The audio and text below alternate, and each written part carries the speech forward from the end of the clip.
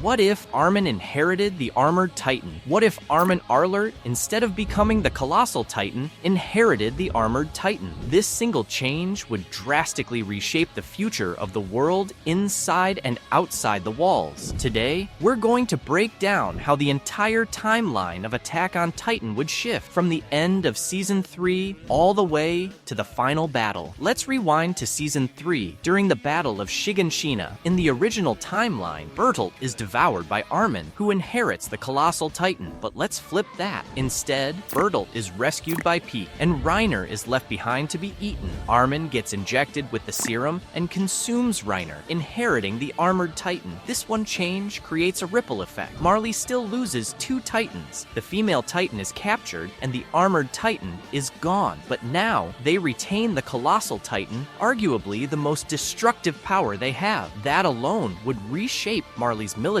and political strategy. In the canon timeline, Marley's enemies sense weakness after the failed mission and launch a war. But in this version, Bertolt is still alive, and no nation would dare attack Marley with a nuclear-level threat still in play. The war against the Middle East never happened. As a result, Marley doesn't get a chance to showcase the decline of their Titan power, nor does Zeke get an opportunity to push for the Paradis operation as early as he does. Bertolt, traumatized by Reiner's death and Annie's capture, would urge Marley to return to Paradis quickly. He believes both might still be alive. However, General Magath is cautious. Without a war forcing their hand, Marley has no urgency. Zeke steps in and argues that now is the best time to attack. The Survey Corps lost most of its veterans, and Paradis is at its weakest. Eventually, Marley approves a limited recon mission. Instead of sending all the warriors, they deploy Zeke and Pieck to gather intel, while Bertolt stays back. He's too valuable and too recognizable to risk on a stealth mission. Meanwhile, inside the walls, Armin begins training with his new powers. But unlike the Colossal Titan, the Armored Titan is a combat type, meant for frontline battle. Armin isn't a natural fighter like Eren or Mikasa, and struggles to master it. Still, Hang pushes him to adapt, knowing the upcoming war will need every advantage. Meanwhile, the truth from Grisha's basement spreads. The people of Paradis are waking up to the horrors of the outside world and the need to prepare for it. Zeke and Pieck infiltrate Tross District, now more alert and militarized. As they gather information, they discover 3 key things. Reiner is confirmed dead, Annie is being held in underground custody, and the Survey Corps has a new Titan, the Armored Titan, and it's Armin. They plan to escape and deliver the info, but Zeke proposes a new idea. Stay behind and manipulate Eren directly. He believes he can convince Eren to adopt the euthanasia plan, and that his best shot is face-to-face. Instead of escaping, Zeke surrenders himself to the military. This shocks everyone. He claims he's an Eldian restorationist who has been working to save Eldia from Marley's grip. While most of the brass don't trust him, Hang, curious and out of options, agrees to listen. Zeke claims Marley is preparing an invasion and that only he can stop it. He requests to speak to Eren in private. Meanwhile, Pieck returns to Marley with the intel. Bertolt is devastated over Reiner's death, but becomes more focused than ever. They plan a full-scale invasion to retrieve the Founding Titan and rescue Annie, a chance to win back their honor. This time, Marley doesn't wait years. Within weeks, a massive army descends upon Paradis. Colossal Titan Bertolt leads the charge, devastating key districts. Eren, Mikasa, and Armin are caught off guard, forced into a second war they're barely ready for. As cities burn and soldiers fall, Zeke's plan begins to unfold. He uses the chaos to push Eren into a corner. He claims the only way to stop Marley permanently is through the Founding Titan's true power. But for that, Eren needs royal blood, and Zeke just so happens to be the key. As the war escalates, Armin's new Titan plays a critical role. The Armored Titan allows him to defend his allies better than he ever could with the Colossal Titan, but he lacks the destructive scale that Bertolt now brings to the enemy side. This is a poetic reversal. In the original timeline, Bertolt was the nuclear threat defeated by Armin. Now, Armin is the shield against the very weapon